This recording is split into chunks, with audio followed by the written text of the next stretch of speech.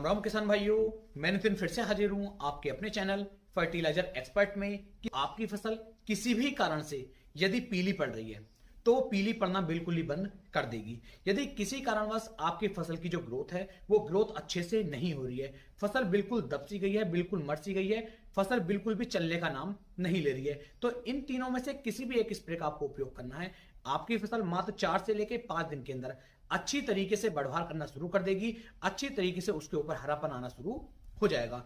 तीसरा किसान भाइयों, यदि आपकी मिट्टी के अंदर पोषक तत्वों की कमी चल रही है, आपने काफी लंबी समय से अपने खेत के अंदर जो गोबर की हमारी सड़ी हुई कंपोस्ट खाद होती है उसका उपयोग भी लंबे समय से नहीं किया है, कुल मिलाकर के कहना यह है कि आपकी फसल किसी भी कारण से पीली पड़ रही हो, बढ़वार ना कर रही हो, उसके ऊपर फल और फूलों की संख्या कम आ रही हो, टिल्डिंग फसल अच्छी तरीके से ना कर रही हो, फसल अच्छी तरीके से ग्रोथ ना कर रही हो, तो ये वीडियो सिर्फ और सिर्फ आपके लिए होने वाली है। जो 3 कॉम्बिनेशन में आपके लिए लेकर आया हूं, इन तीनों में से किसी भी एक कॉम्बिनेशन का उपयोग आपको अपनी फसल के अंदर करना है। बहुत ही शानदार वाले और अच्छे रिजल्ट किसान भाइयों आपको देखने को मिलेंगे। लेकिन इन स्प्रे को करने से पहले आपको एक बात का बिल्कुल ध्यान रखना है कि खेत के अंदर पर्याप्त मात्रा में नमी होनी अनिवार्य है। यदि खेत के अंदर नमी नहीं होगी तो दुनिया का कोई भी खाद आप डाल दीजिए या कोई भी स्प्रे आप कर लीजिए, वो अच्छी पैदावार आपको निकाल करके नहीं दे पाएगा। तो इस चीज का आपको बहुत अच्छी तरीके से ध्यान रखना है। तो बहुत ही शानदार वाले कॉम्बिनेशन है,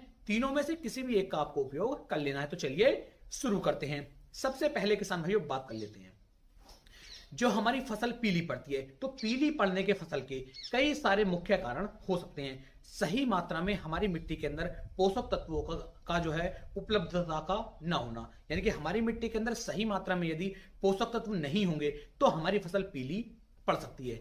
दूसरा, यूरिया की कमी का होना, या फिर किसान भाइयों लगातार अपनी फसल के अंदर पानी का बार बार देना, या फिर हमारी फसल के अंदर जिंक हो, सल्फर हो, या फिर अन्य जो हमारे खाद होते हैं उनकी कमी होने के कारण भी हमारी फसल जो है किसान भाइयों पीली पड़ सकती है। या फिर आप ऐसे मान लीजिए कि हमारी फसल के अंदर यदि कीटों का अटैक पहले चला था या फिर फंगस का अटैक चला था, तो उसके बाद जब हमारी फसल के ऊपर से कीटों का अटैक हट जाता है, फंगस का अटैक हट जाता है, उसके बाद भी कभी कभी हमारी फसल पीली पड़ जाती है। तो किसी भी कारण से ये दिक्कतें आई हो, आप अपनी फसल की अच्छी तरीके से ग्रोथ को बढ़ा सकते हैं। तो पहला जो हम कॉम्बिनेशन लेकर के आए हैं, पहले कॉम्बिनेशन के अंदर आपको 3 स्प्रे लेने हैं और इन तीनों को एक साथ आपको मिक्स कर लेना है। जो भी डोज इस वीडियो के अंदर मैं आपको बताने वाला हूं, ये डोज जो है किसान भाइयों 20 लीटर पानी के लिए पर्याप्त है। यानी कि ध्यान रखें, अगर आपके पास 20 लीटर वाला पंप है उसी की ये डोज मैं आपको बता रहा हूं, और यदि 15 लीटर वाला पंप है तो थोड़ी सी मात्रा आपको कम करनी पड़ेगी। इस चीज का आपको ध्यान रखना है। तो पहला जो हमारा कॉम्बिनेशन है, पहले कॉम्बिनेशन में किसान भाइयों हमने लिया है एनपीके 30-10-10, जिसके अंदर आपको नाइट्रोजन की मात्रा 30% देखने को मिलती है, फास्फोरस की मात्रा 10% देखने को मिलती है, और पोटास की मात्रा भी किसान भाइयों इसके अंदर आपको 10% देखने को मिलती है। नाइट्रोजन, फास्फोरस और पोटास, इन तीनों का ये मिक्सचर किसान भाइयों है, क्योंकि फसल की जो हमारे शुरुआती दिन होते हैं उस समय पर हमें सबसे ज्यादा आवश्यकता नाइट्रोजन की पड़ती है, साथ साथ फास्फोरस और पोटास भी चाहिए, जिसकी उपलब्धता इस स्प्रे के अंदर आपको देखने को मिल रही है। बहुत ही अच्छी तरीके से ये आपकी फसल के ऊपर ग्रोथ करने में, पीलेपन से हरेपन की तरफ लाने में और आपकी फसल की बढ़वार को करने में बहुत ही शानदार वाले रिजल्ट ये निकाल करके देगा। इसके साथ में जो आपको दूसरा स्प्रे लेना है, वो दूसरा स्प्रे लेना है किसान भाइयों गोदरेज। गोदरेज एक बहुत ही शानदार वाला आपका किसान भाइयों ग्रोथ प्रमोटर है। यदि इसका हम उपयोग कर लेते हैं तो ये भी हमारी फसल की ग्रोथ करवाने में, फसल को पीलेपन से हरेपन की तरफ लाने में, फसल की टिल्डरिंग बढ़ाने में बहुत ही शानदार वाले यहां पर कार्य करेगा। तो यहां पर आपको दूसरा उपयोग करना है गोदरेज का। अब बात करते हैं तीसरे स्प्रे की, कि इस कॉम्बिनेशन के अंदर हमने तीसरा स्प्रे कौन सा लिया है। तो यहां पर जो हमने तीसरा कॉम्बिनेशन लिया है वो लिया है किसान भाइयों चिलेटेड फेरस का। तो आप यहां पर चिलेटेड फेरस भी ले सकते हैं। चिलेटेड फेरस के जो यहां पर रिजल्ट देखने को मिलेंगे वो बहुत ही कमाल के और बहुत ही शानदार वाले रिजल्ट चिलेटेड फेरस यहां पर निकाल करके देगा। ध्यान दें कि नॉर्मली फेरस आपको नहीं लेना है, चिलेटेड फेरस ही लेंगे, क्योंकि चिलेटेड होने की वजह से इनका जो कॉम्बिनेशन है ये आपस में फटेगा नहीं और बहुत ही शानदार वाला रिजल्ट ये आपको निकाल करके देगा।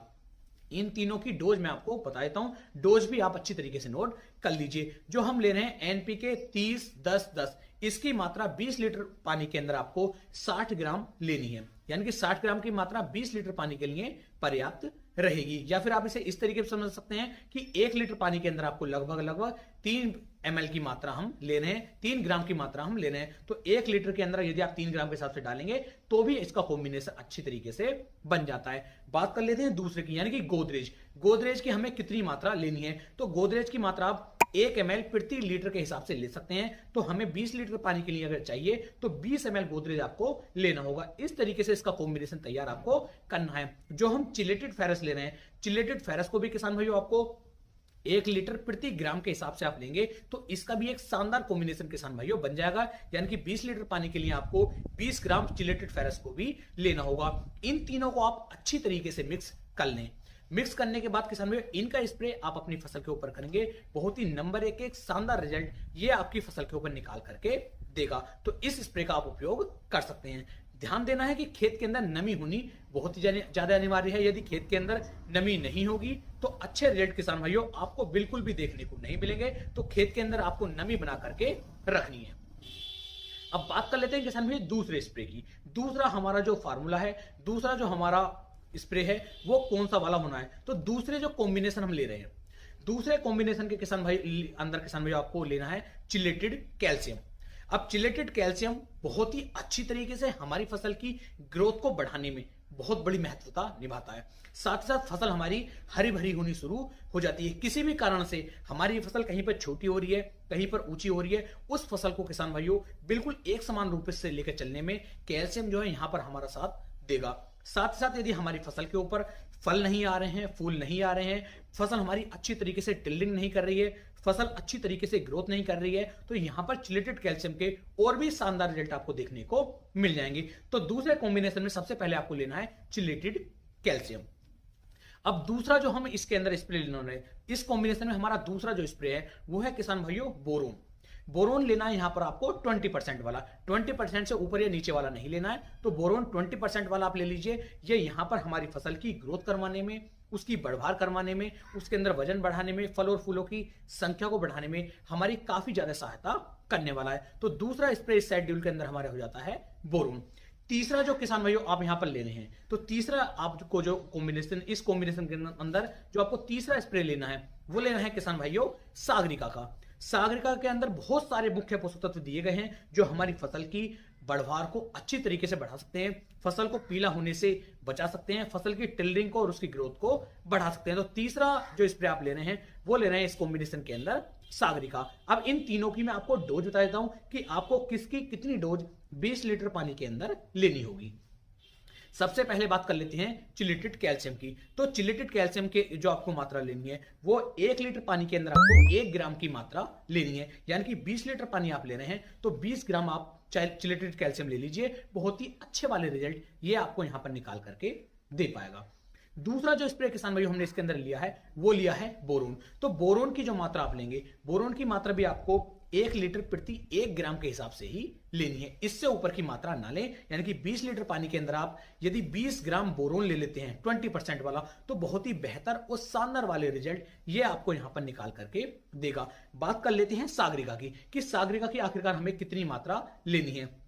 तो सागरिका की मात्रा के लिए आप ध्यान दीजिए कि 1 लीटर पानी के अंदर 2 से लेके 2.5 ml, 1 लीटर पानी में 2 से 2.5 ml सागरिका लिक्विड को आप डालिए, बहुत ही अच्छे रेट ये भी निकाल करके देगी। यानी कि 20 लीटर पानी का जो हम कॉम्बिनेशन बना रहे हैं उसके अंदर आपको लगभग 50 ml सागरिका की आवश्यकता पड़ेगी। और इन तीनों को अच्छी तरीके से मिलाने के बाद इनका स्प्रे यदि आप अपनी फसल पे करेंगे तो बहुत ही बेहतर और शानदार वाले रिजल्ट आपकी फसल किसान भाइयों आपको निकाल करके दे पाएगी। इस तरीके से टोटल मैंने आपको ये 2 कॉम्बिनेशन के बारे में बता दिया है।